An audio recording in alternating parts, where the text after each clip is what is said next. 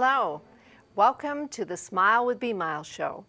My show is all about one's passion, and I happen to have two very passionate guests on today.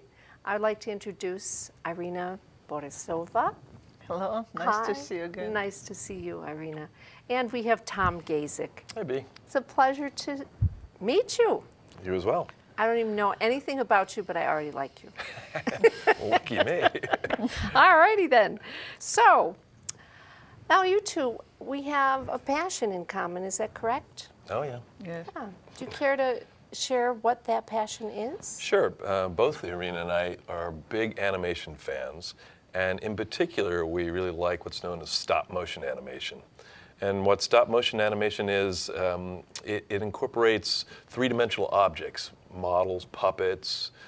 It could be people, but basically it's moving things around frame by frame, dimensional objects, and creating animation that way.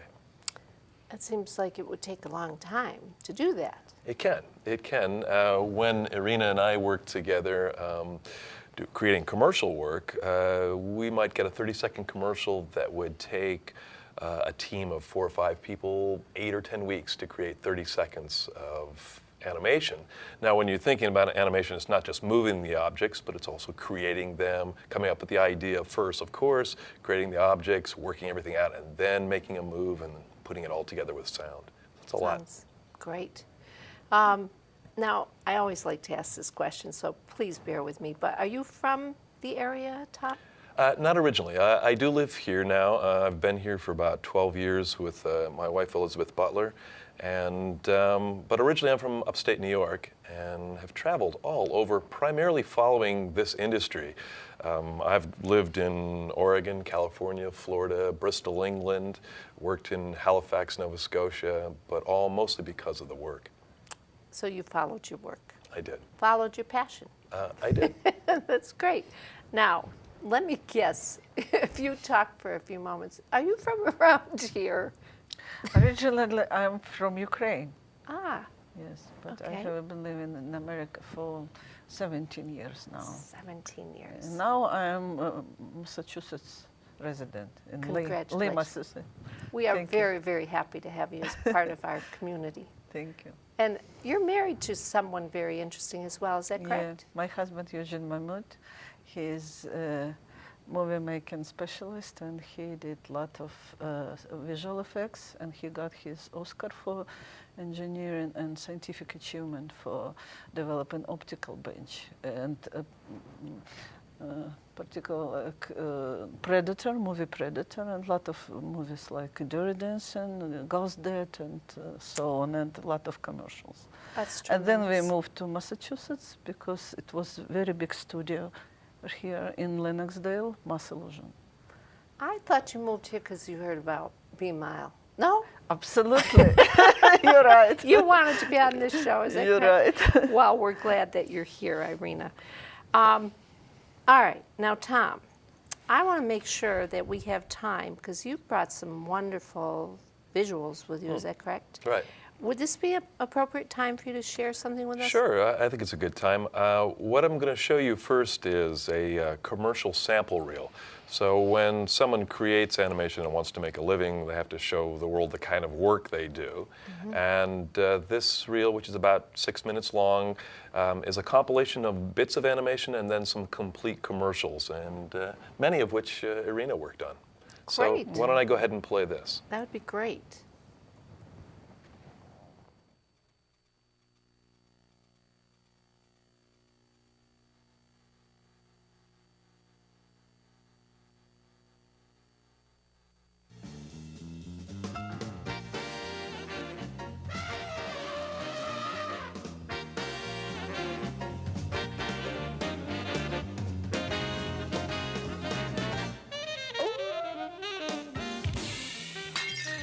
That was disastrous.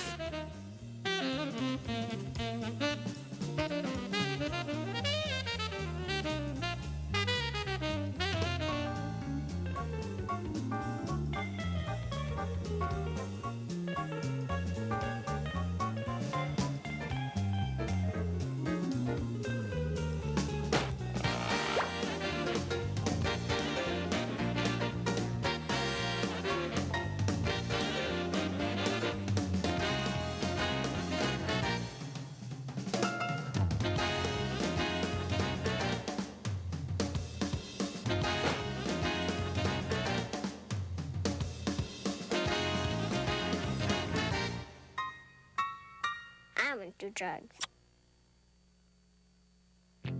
What are you looking at? Oh, don't mind him. He's still steamed over crab delights. Louis Kemp. I'll fillet him. See, Kurt always thought he was king of crustaceans, but no one wants to bother with him when there's crab delights. But I was King Crab. I know. Crab delights are real seafood with the great taste of crab, but none of the work. And unlike Kurt, they're fat-free. No soft shell here, Claudia. Try Crab Delights tonight from Louis Kemp Seafood. I really was King Crab. Is your company still mired in the fax technology of the past? No. Stupid idea.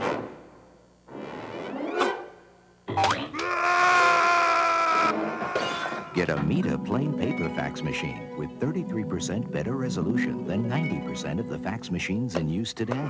Unless you'd rather stay in the Stone Age. Call 1-800-ABC-MITA.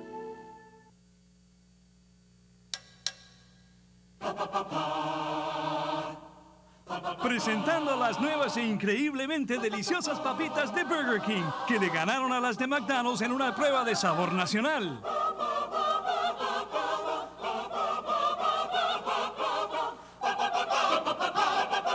Son calientes, crujientes y llenas de sabor. Burger King, el sabor que le ganó a las papitas de McDonald's.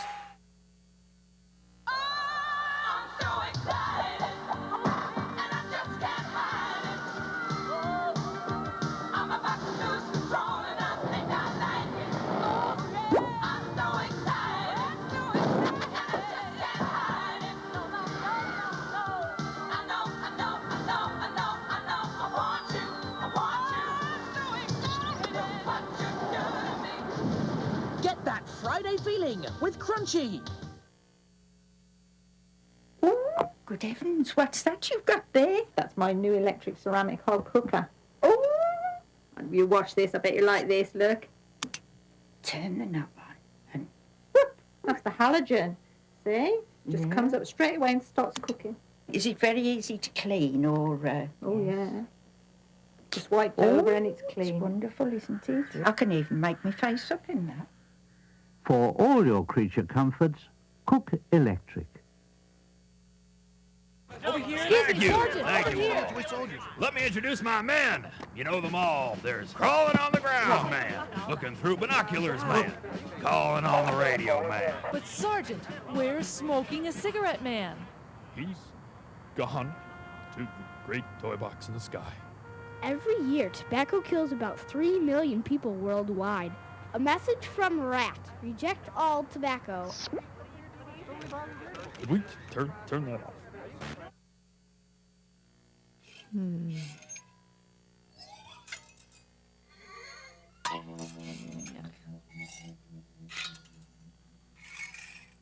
Oh, please.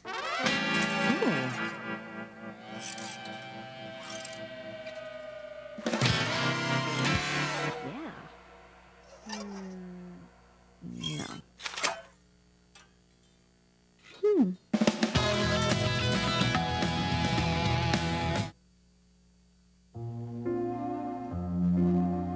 Hey, what's with all the cards? Well, I'm gonna send them to all my friends.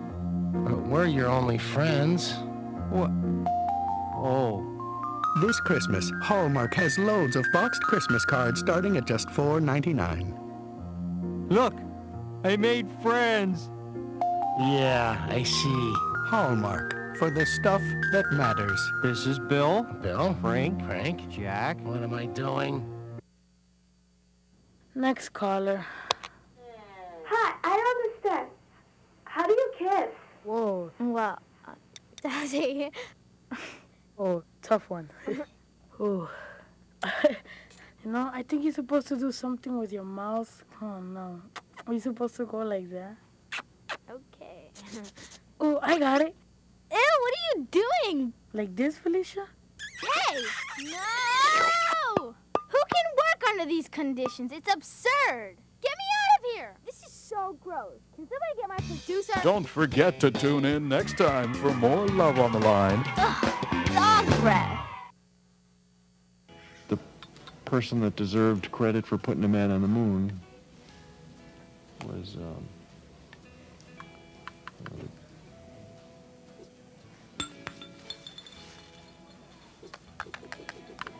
Edgar Rice Burroughs. That was so great. I hope no one changed the channel thinking it was a commercial. A few commercials there. A few commercials. Now, that just blew me away. You have, how many commercials did we just see? Well, I think that's maybe 8 or 9, and that's just the commercial body of work that I put out, or I have put out, primarily when I was doing commercials as a living, solely as a way of making a living. So commercials, the nice thing about commercials is the budgets generally are pretty good, or they have been in the past, and so the quality can be fairly decent, and the period of time for production is finite, so you can actually get through something and move on to the next thing. So it's a good way to make a living, but it's a very fickle industry, and so it goes up and down all the time. Yeah, absolutely. Well, that just amazes me. I don't even know what questions to ask you about that, because how do you get into something like this? I mean, well, you know, one of the things that you can see as a thread throughout that work is that there are a lot of characters involved. And the characters often are the images that can make something more timeless. You know, you think about Speedy Alka-Seltzer or Gumby or you know, Mickey Mouse. I mean, these are characters that kind of go over long periods of time. And the wonderful thing about characters is they elicit emotion that we all empathize with. We know when someone's sad or they're lonely, and those are the things that really hook people in. And that's what I'm very much interested in, are creating those kinds of characters that can draw in people. So that was one of the things that drew me to animation, was the acting. I didn't necessarily want to be in front of the camera, but behind the camera I wanted to bring these characters to life with emotion and animation. When I first started getting into it, I just sort of did it on my own. I did actually study for a while, and was fortunate enough to, with a partner in school, Malcolm Spall, made a film called The Walrus and the Carpenter, which was Lewis Carroll's poem, and it won a Student Academy Award, and that sort of launched me out into my career. That is tremendous. I noticed you have some of the characters right here. Characters, you call them? Yeah, sure. Okay. This was for Burger King, correct? That's right. Irina worked with me on this. This was a series that we created probably almost 10 years ago, Irina, I think. Yes. For Burger King. It was a large campaign that they were trying to promote their French fries. And I was very much steeped in commercial work at that point, so this was a great campaign to get. We produced this here in the Berkshires. It was such a big campaign that they had a mainstream production company doing the commercials for mainstream America. Then there was an Afro-American market and a Hispanic market. And so we did the Hispanic market. So as you saw, there was Spanish being spoken over the commercials. We did 4 of these spots. Of course, the character is owned, I believe it's Hasbro that owns the rights to Mr. Potato Head. Right. So there were lots of players involved, big agencies, big client, Hasbro involved. So this is a really large job to get involved in, and a lot of fun for us, actually. Absolutely. Yeah. I went to Animagic in Lee, and I visited with Eugene and Irina, and to make this character into the frames and everything, there's a lot of pre-work, if you will. Yes. You were showing me that you had to do, in fact, you have some of the, yes. Can you just show us? Yes, I will. Okay. First of all, I should tell you, it was a big studio, Mass Illusion, and then Tom came and opened his animation department, and he called his studio Suspended Animation, okay, and he hired me to work with him, and I was production designer, and everything starts from client, some representatives should find some client, and then through the agency, we not could work directly with client through the agency. They gave us idea what to do. Okay, and then my job was to create character. First of all, I did my drawings. We have 4 spots for Burger King, and this is Yeah, you can. oops, I'm sorry. It's okay. March, Maestro. Oh, I'm ruining everything. That's okay. That's how life is, right? I bet you had to redo some commercial. Overture, okay. And then it's conga, 4 spots. And they tell me what characters should looks like, and this was my job to create those drawings, okay? And after this, we have to make some storyboards. What is storyboards? It's some pictures with description, all animation on this pages, okay, from start to finish, okay? And then after agency, we get approval from them, and then we start to build characters. By the way, this one, I was involved in production of this character. That's cute. Yeah, it's for this commercial Burger King, and then our big team, like running by Eric Chamberlain. It's a very nice modeling shop. They built all set, props, and everything. And then everything comes to Tom Gasek, and he's doing his animation. He say yes or no? This is good or bad, or what? Who said? Tom, does he give you the stamp of approval? Yeah, sure, absolutely. Yeah. And then he starts to make animation, and then it's a lot of post-production things, and then they go commercial. Commercial. So. Doing edit, sound, music, visual effects, all post-production things, and then. Well, thank you very much, sorry. Irina.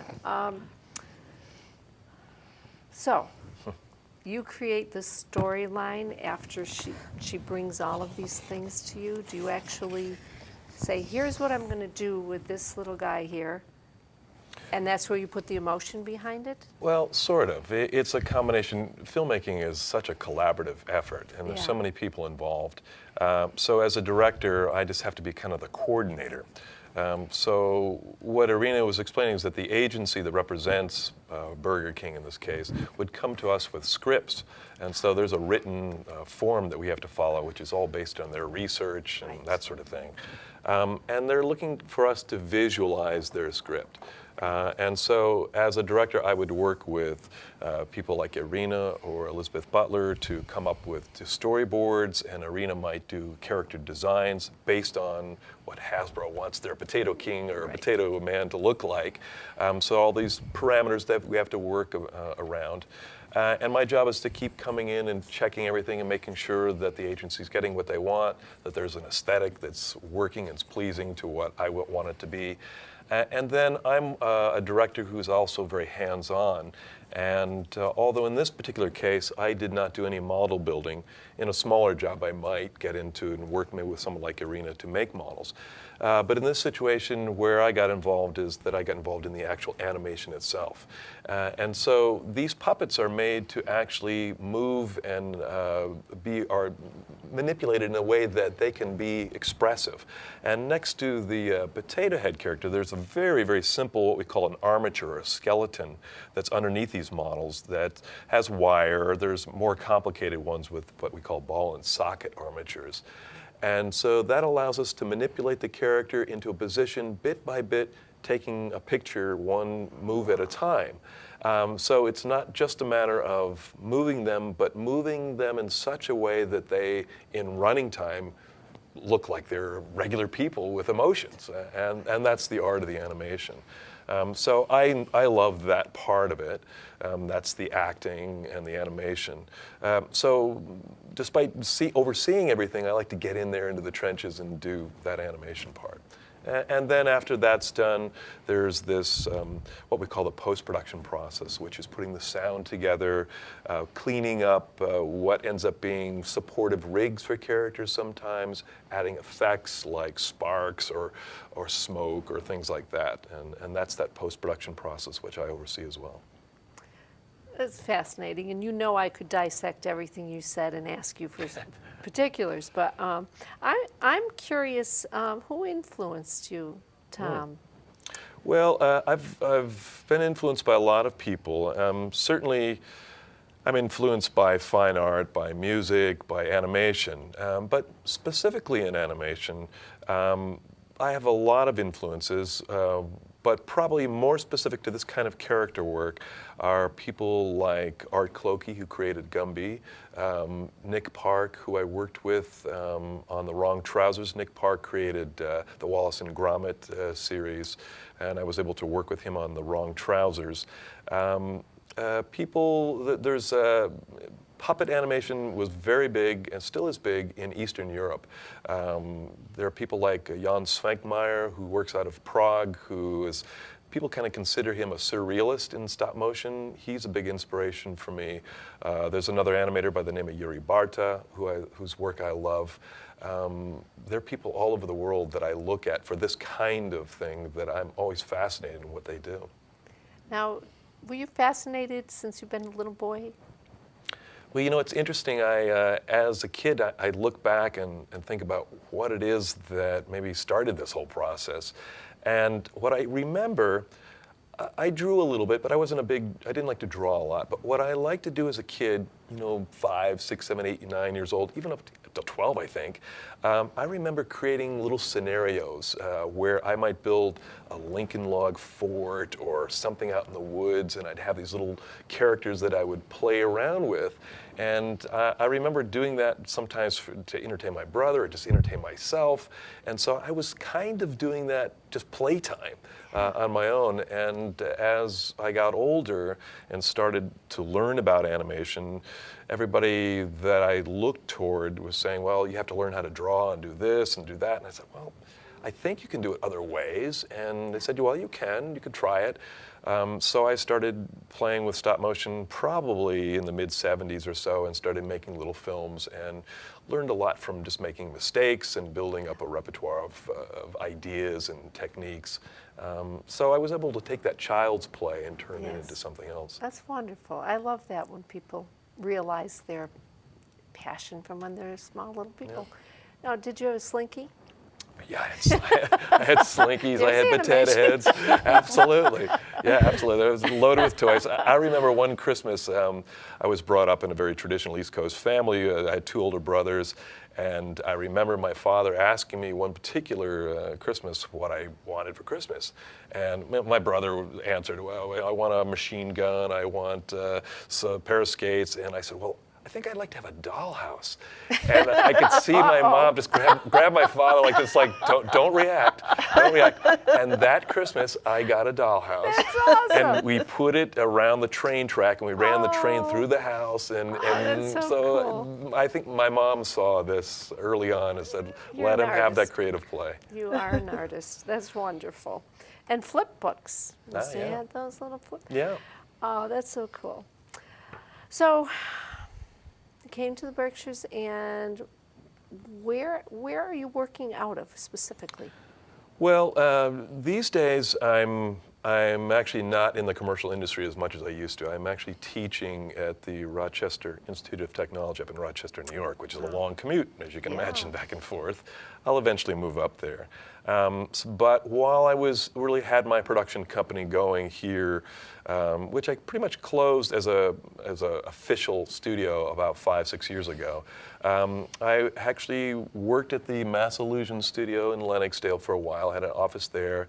Then I actually rented an office from one of the great cornerstones of this area, Doug Trumbull. Had a studio down in Sheffield, and I rented an office from him and rented studio spaces. I needed it. And then I moved my studio space to downtown Great Barrington, and I had a studio there, and Irina joined me in all those studios, working with me on various projects. That's tremendous. Now back up. You just kind of threw where you work now out, but tell us farther back. No, but tell us about your teaching. What do you teach? Okay. Well, I teach. It's funny. This business is pretty erratic. It's when you love something so specialized, there are opportunities, but not all the time. And as you heard early on, I moved all over the world just to do this kind of work, and that's hard on family life. It can be really tough. So for a variety of reasons, I decided to get into teaching, and I went back in school and earned an MFA so that I could do this properly, and ended up with this job up in Rochester, New York, where actually I was an undergraduate in the design school years back. And so when I got this job about 5 years ago, they said, well, we have a stop motion department here. We'd love you to take that on. But when I got up there, I also saw that there was a need for acting and there was a need for business. I'd run a business. So I teach stop motion, but I teach business for animation. I teach the acting aspect of it, which applies to all techniques of animation. So I'm not just dealing with people who want to do stop motion. And actually, I'm in the midst of waiting to hear about a proposal for a book for Focal Press about alternative stop motion techniques, which might be, you might know that from what we call pixelation, which is animating people or objects, or time-lapse photography is a kind of stop-motion photography. And there are other techniques like mounting a camera on a stand and moving sand underneath a camera, or clay, or a pair of shoes, or anything. So there are different ways of using stop-motion, not just puppet animation that you see here, but different techniques, and I'm interested in that as well. Did you bring anything with you so you could teach me something? I don't really have any of that sort of thing, but I do have some other more puppet-related types of things. Okay. In the past, I've worked for various studios around the country primarily, and in England, and I still, through the teaching, I still do teach or work in the summertime.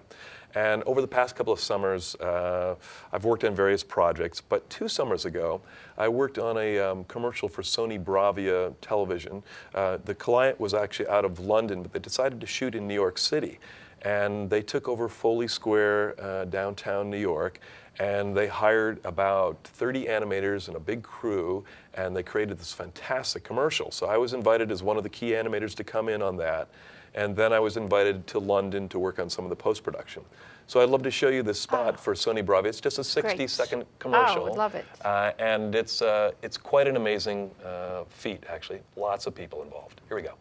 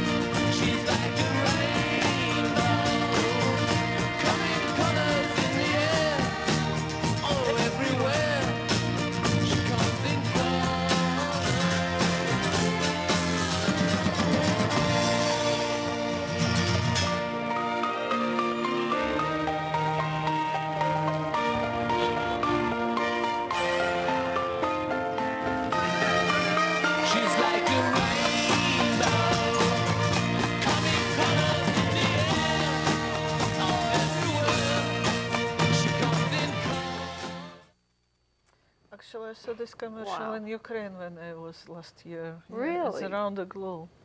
Wow. So it's done in all different. I didn't hear the sound. Well, but all it's different the Rolling Stones. They got, so everybody knows the Rolling Stones language is not an issue so much. And this is kind of an example of this alternative stop motion technique that I'm talking to you about. They use the puppets with the rabbits, but there's also, it's a kind of a time-lapse scenario where we're shooting outside and people are moving around. It's actually kind of choreographed more than you would think. Very interesting, just quick little anecdote, if I could tell you this.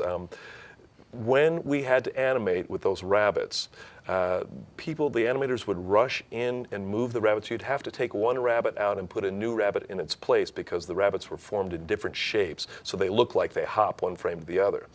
And so when we did that, the director wanted the sunlight and the shadows to move evenly in the background, which means that we had to go out into the square and move these rabbits in a very particular period of time, 1.5 minutes.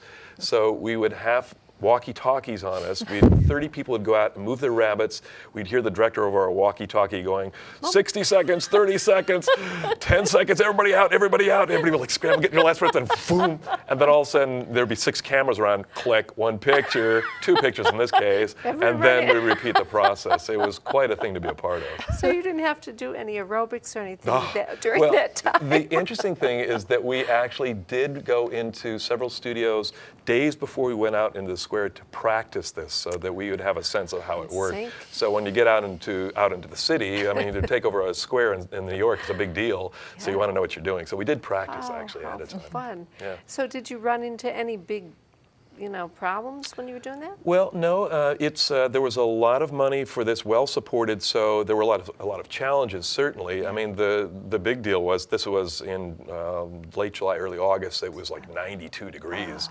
So we all drank a lot of water. We were sweating a lot. We had to work fast. But the way this works is generally they get all this footage and then they go into post-production and they blend it together. They actually did fabricate a 30-foot rabbit that they trucked in at nighttime to put into Foley Square, which they took a picture of, and then we did some manipulations later on in post-production.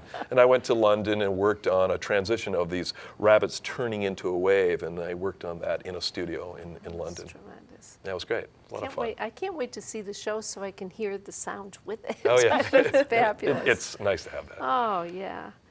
So, rumor has it that you have, and you're going to share something brand new that you're working on. Is that true? It is. One of the things that's been elusive to me as a commercial animator is really doing my own work, totally unhindered by an agency person or an art director. And it was a great benefit of teaching is that I had a little more time, summers, and I can do other things. So once I made that switch over, I decided to make a film of my own, which I didn't really have the studio. We closed the studio in Great Barrington, but I have a basement and have equipment that I've built up over the years. So I spent 4 years on a little film of my own. I didn't really have money to hire people, wonderful people like Irina, because I'd like to pay people. I don't expect them to work for free. So basically, I came up with a concept that's a personal sort of expression, and it takes place on a little circuit board that used to run, it was what they called the smart board that used to run my microwave at home.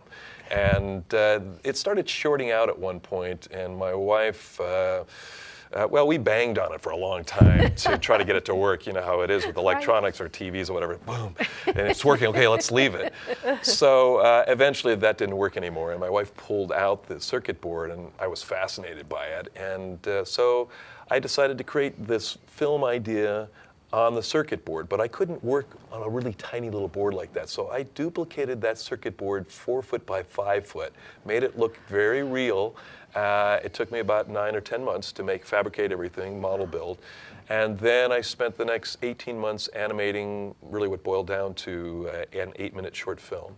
And then I spent the last year doing all the post-production. There's sparks on there and smoke and things like that. And so I've just finished that, and I put it out into the festival world. It's been shown at the film festival called South by Southwest and the Black Maria Film Festival. It's playing up in Rochester this coming week, down at the SIFA East down in New York in a couple of weeks. And so I have a quick little excerpt. I don't want to play the whole thing because it's a bit long. We've got other things to look at, but I have like a minute of it to give you a little taste of it if you'd like to see that. How exciting. Oh, this is great. Okay, so it's called Offline, and here's a little excerpt from it.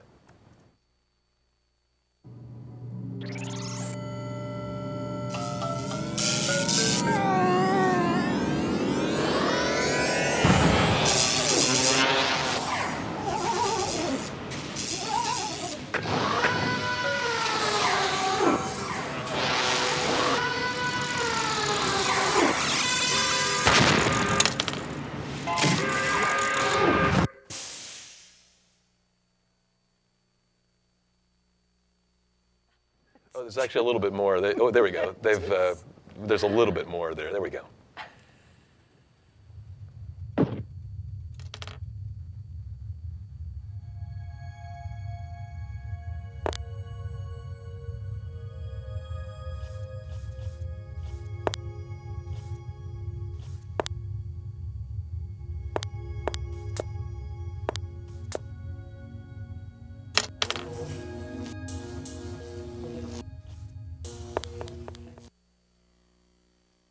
taste of it. So you can see the banging on the microwave. that That your comes from wife real seeing? life. No, that's actually my son. Because I've been at home. Of course, I've been teaching 3 days up in Rochester, and then I come home and work in the basement. So although I'm staying with my family, they don't see me a lot. I'm in the same house. So I thought maybe by getting my son involved, there's several times that a hand comes into the microwave. So I thought getting my son involved would be a good way to work with him. So Absolutely, and that's he his can hand. bring you some food down to the basement. Right. That is Can you great. tell us a couple words about concept of your movie? Well, What is the idea it sort behind? of evolved on many ideas, but primarily the ideas has to do with my relationship to work. This little capacitor, the IZ character, sort of represents me, and I love my work. I work really hard, but I find when I have to work all the time that I get sort of diminished returns, that I need to step back a little bit and then go back at something. So that was the overall concept. And then in came this circuit board idea and bang on the microwave. So the story kind of evolves around this capacitor and its relationship to the board and how it discovers how it can actually exist on the board and not get burnt out, basically. It's wonderful, and I could see the little guy falling. It looked like an M&M kind right, of big yeah, guy. that's right. That's the capacitor, right. Just pooping out at the end of the day. But It getting up happens. again. That's right. There you go. That's right. That's a great concept. Oh, thanks for sharing that with sure. us. So, folks, for those of you just tuning in, you saw it here first. I just want to make sure you know that. Thank you. This is Tom Gasek. We have the pleasure of having him on the show today, as well as Irina Borisova. I love saying that. It's, rolls off. Anyway, both very, very wonderful. What's the word? No, I told you I was looking for words. When you're really great. Well, I think we consider ourselves artists. I think we consider ourselves artists. Accomplished artists. Absolutely. And it's so wonderful to have you here. So that's one of the projects you just completed working on. What else are you working on? Well, as I mentioned, occasionally I'll get a little job where I like to pull Irina in, but it's been a little while. We did a little piece, a pilot for a kids show that was being produced down in New York. So things like that will come up on occasion. And I had Irina do some model building for me because Irina is phenomenal. I mean, her drawing and model building is just top rate. I'm so excited. I was so excited to run into Irina when Eugene brought her around. I thought, oh, this is fantastic. Bring her in. So it was great to be able to do that. But we haven't done too much together for the last year or two, although I do like to go over to Animagic where their shop is because it's such a joy. But in the summer times, as I'd mentioned, I do like to work. I worked on that Sony Bravia spot. Actually, that was 3 summers ago, and time's going by fast. 2 summers ago, I worked on a film called Coraline, which was a stop-motion feature produced by a studio called Leica out in Portland, Oregon. The director, Henry Selick, worked with an author, Neil Gaiman, to create this phenomenal feature film, all in the stop-motion technique. Probably the height of, technologically, the height of this technique.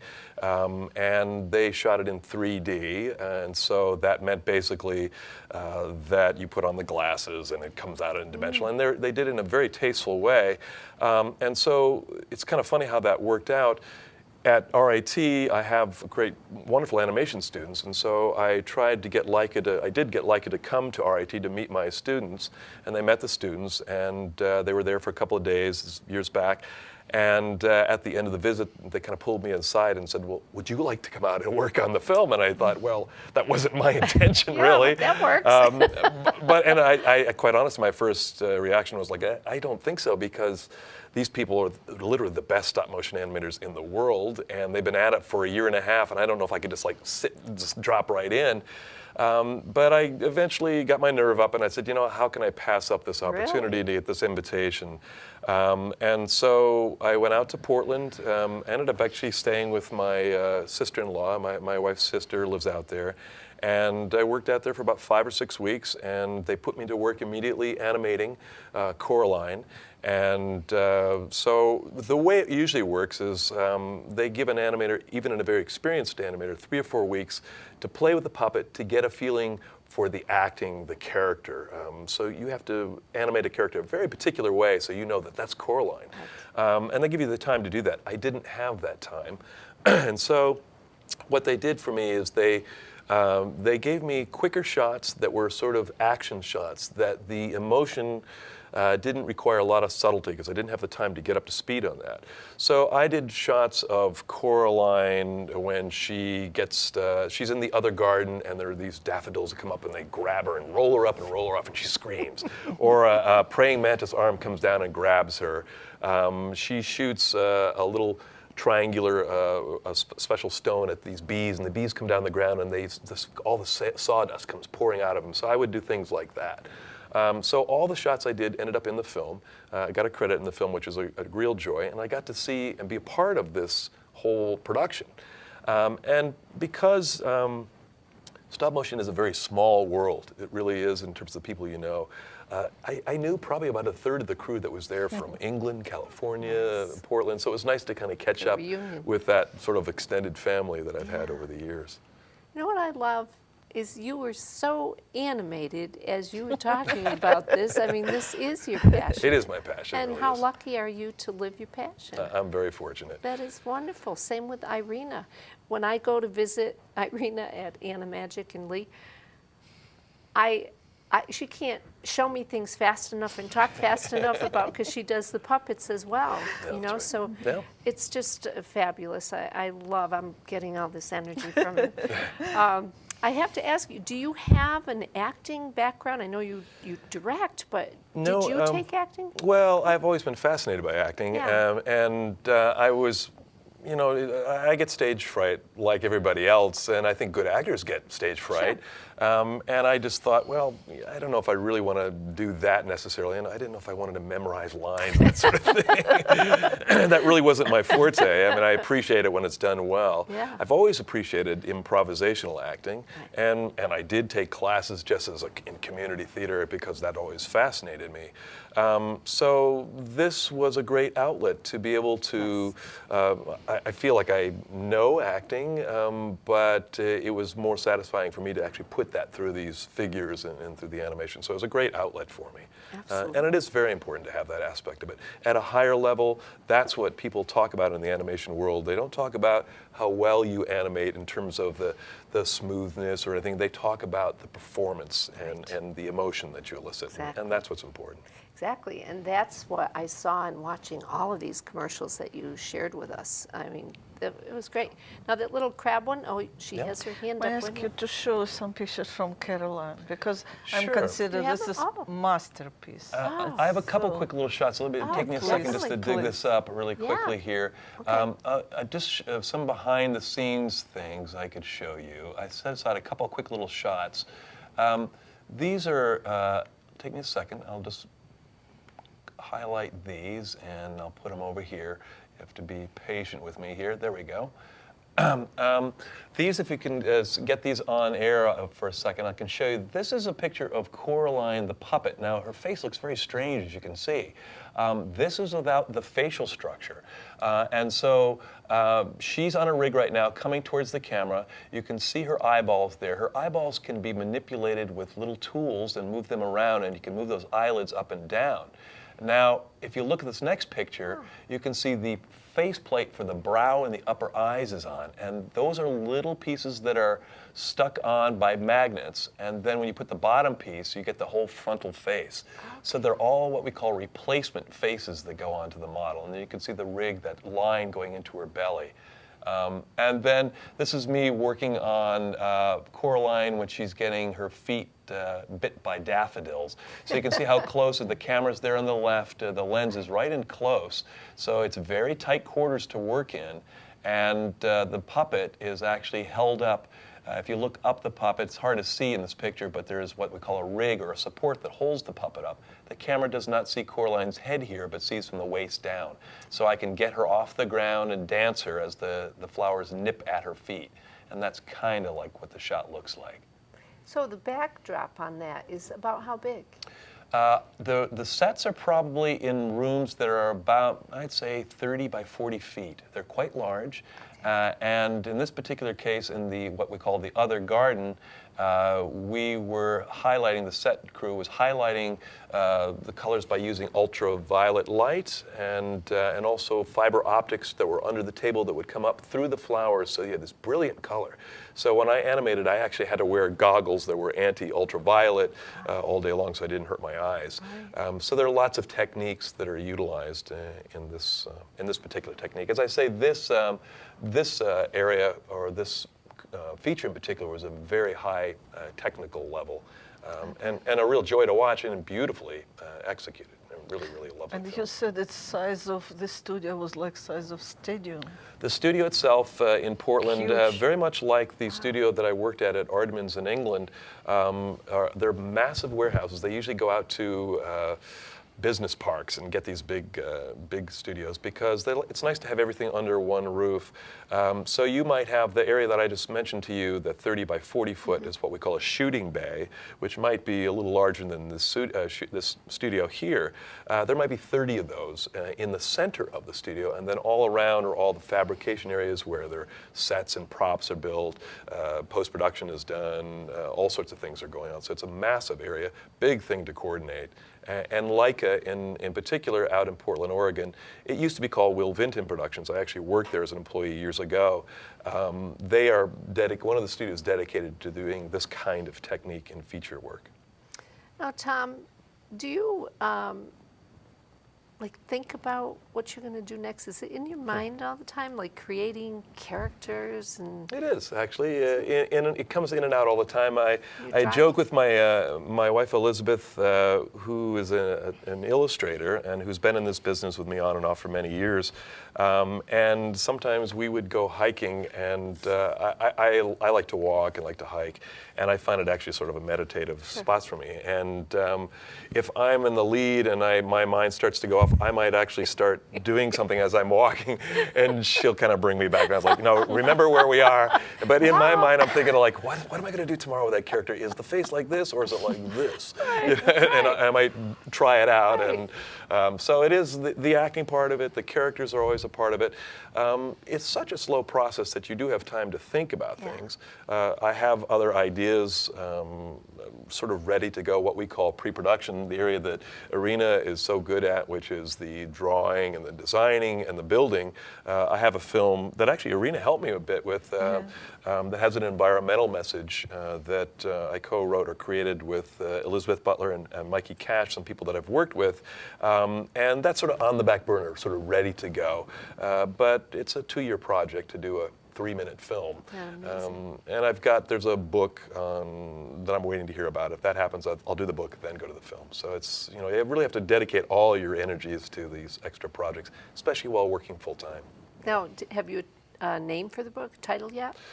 The tentative title that I've been talking about with the publishers is called Frame by Frame Alternative Stop Motion Techniques. And so we're playing with some of that right now. That's so exciting. So I'll be able to get a signed copy? Yeah, provided they go forward with it. I'm waiting to get them to get the final okay. We've sort of gone through all this process of the proposal and the marketing, the peer review, so we're just waiting to hear. So yes, I'll let you know about it if it happens. Thank you. And I have a couple pictures of Tom's future. Oh, the fish film. Yes, fish right. film, please. Would love Can to you see close that. up? Thank you, Irina. She keeps me on track. Yeah, that's great. It's nice to have that direction. Ain't No Fish. Right. This is a film that, as I mentioned, I co-created with Elizabeth Butler and Mikey Cash. And basically, what this came out of was when I lived in England, there was a terrible oil spill that happened there in the Shetland Islands. And I remember looking on television and seeing the oil spray blown on the shore and all these sheep that were covered with oil. And I thought, oh, how horrible this is. And at the same time, Mikey Cash, who's a model builder and an animator and a director-designer in his own right, who lives in Bristol, England, introduced me to a song by Hoagie Carmichael, the 40s pop star, called Some Days There Ain't No Fish. And somehow the two came together. Perfect. And we created, I lived and worked in Boston for a couple of years in the late 90s. And Mikey came over to work with me, and Elizabeth is my wife. The three of us worked out this kind of idea of how we could make a storyboard based on that piece of music. And I actually did the storyboard, final drawings of the storyboard work, and have developed it, had Irina do some finished drawings for me, sought out the rights to the music, and just haven't gone forward for a variety of reasons. But the message is still very important. The film is a very sort of upbeat piece of music. It's sort of a musical with these seals out in the Arctic, but it has this sort of subversive message in the background. Absolutely. And people get it right away. And I think that's the next film for me. Yeah.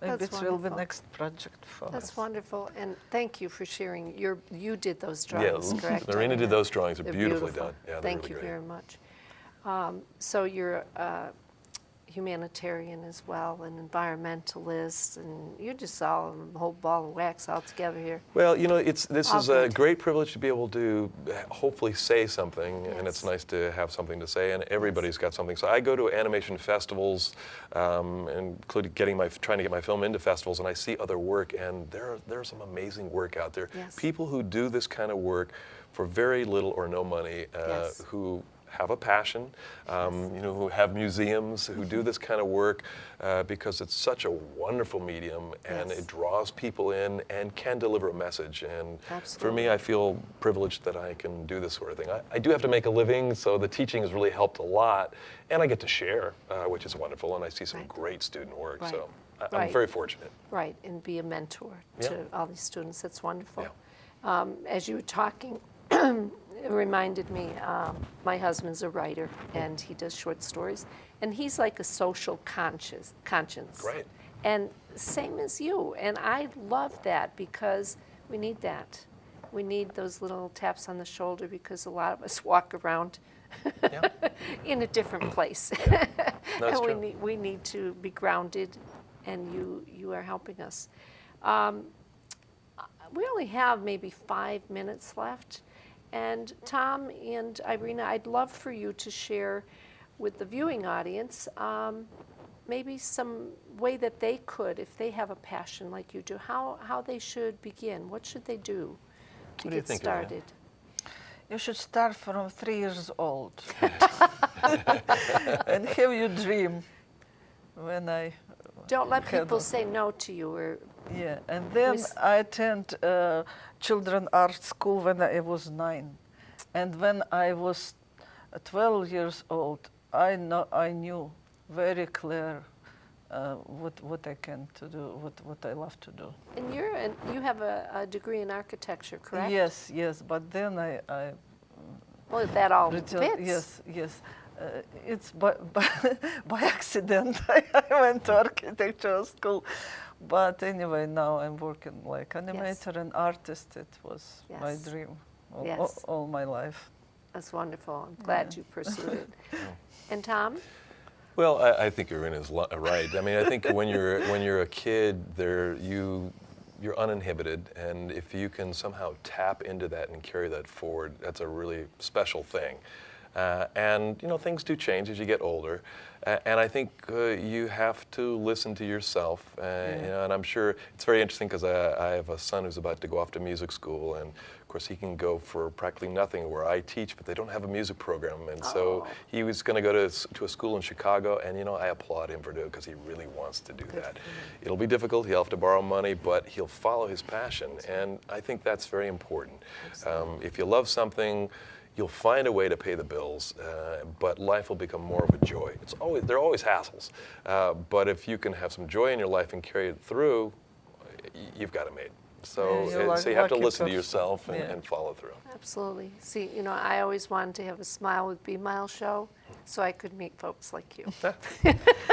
Tom, can you tell us a little bit about how we established our museum? It was your idea. Oh, was it? Yes.